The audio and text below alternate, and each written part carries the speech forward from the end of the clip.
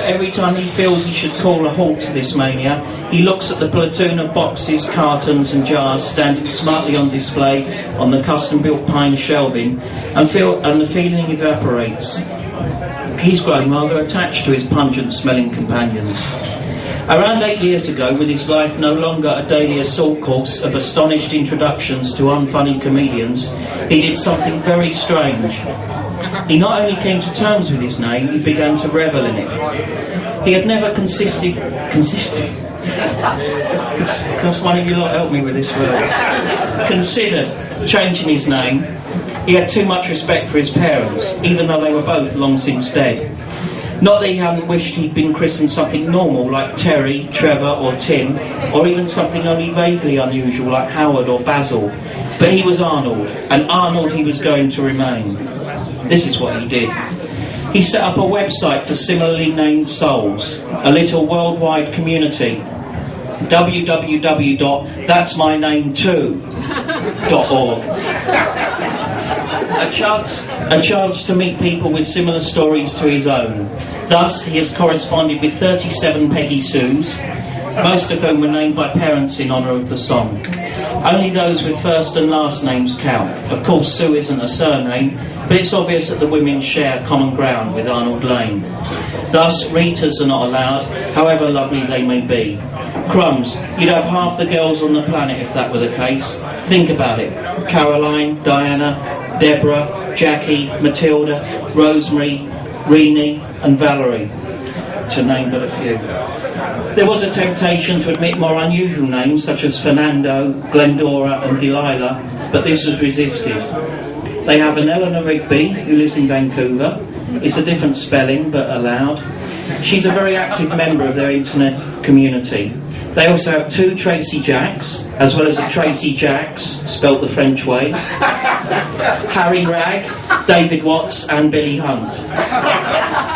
Birth certificates have to be shown to prove authenticity, or marriage certificates, as in the case of Jennifer MacDonald, who married a Brian Eccles. A Ruby Tuesday tried to join, but this was just a stage name, her real name being Roxanne Davis. In fact, she was born Richard Davis, but she's happy if they allowed stage names or nicknames, it would get out of hand. Practically anyone could join and the site would lose its point. Similarly, they've had to turn down Aladdin Sane and 4 Ziggy Stardusts, all of whom had changed their name by deed poll. It is currently being debated whether to accept a real-life Major Tom and Grocer Jack into their community. They wonder if someday, but do not hold out much hope, they'll find a Jennifer Juniper or Neville Thumbcatch. But you'd be surprised as to exactly who are out there. Arnold has consequently become a bit of a celebrity. He was flown out to Osaka in 2005 as a guest of the Japanese branch of the Pink Floyd fan club for their annual convention. He has since been flown, all expenses paid, to similar events in Wisconsin, Chicago, Munich and Rotterdam. He doesn't really have to do anything, just chat to Floyd nuts, nod politely when they ask if he's really called Arnold Lane, and pose for pictures with them. It's a way of travelling the world, of going to places he'd never otherwise see, and a far cry from the way it used to be. Also allowed into that'smyname2.org are people who share the same tag as famous singers or musicians. Some are named deliberately in homage to a star their parents admired, like both of their Cilla Blacks and their Sandy Shaw, and some, like Arnold himself, by happenstance, like their oldest members, the 92-year-old couple Mick and Grace Jones.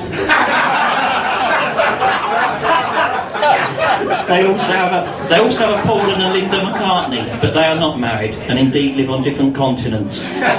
Paul in Montevideo and Linda in Koblenz. It's my little tribute to Marky Smith, getting Koblenz into a story.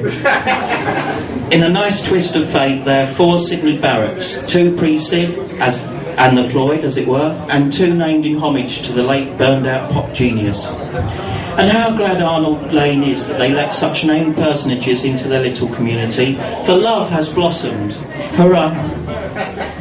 He began corresponding with his future wife, Alice Cooper, through the site in 2003.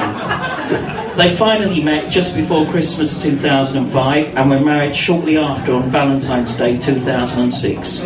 She is an active member of the online community, despite now officially being called Alice Cooper Lane. She did tender her resignation, but there was an overwhelming response to keep her in. In fact, only 22-year-old Donald Osmond of Greenock in Scotland protested to the extent that he resigned his membership. As for the collection, Alice was a little taken aback at first, but she saw the funny side. Now holidaying friends of the couple bring them little packets of clothes from all corners of the globe. So, this story has a happy ending. If it were fiction, I suppose we could end it with Arnold finally snapping and turning a machine gun on a Pink Floyd convention, or bombing the cinema at a special screening of The Wall. Amen to that, I think we all agree. But life isn't like art. He at first had to live with his name, and through adversity learned to grit his teeth and just get on with it. And then he learned to turn it to his advantage. And of course, Arnold and Alice would never have met without each being so named, or without Sid writing that song. And a neat ending to this tale would have been for Arnold to request of his parents, "Don't do it again." But he doesn't wish that. However, he does wish that Tony Blackburn had picked a different name for his bloody dog.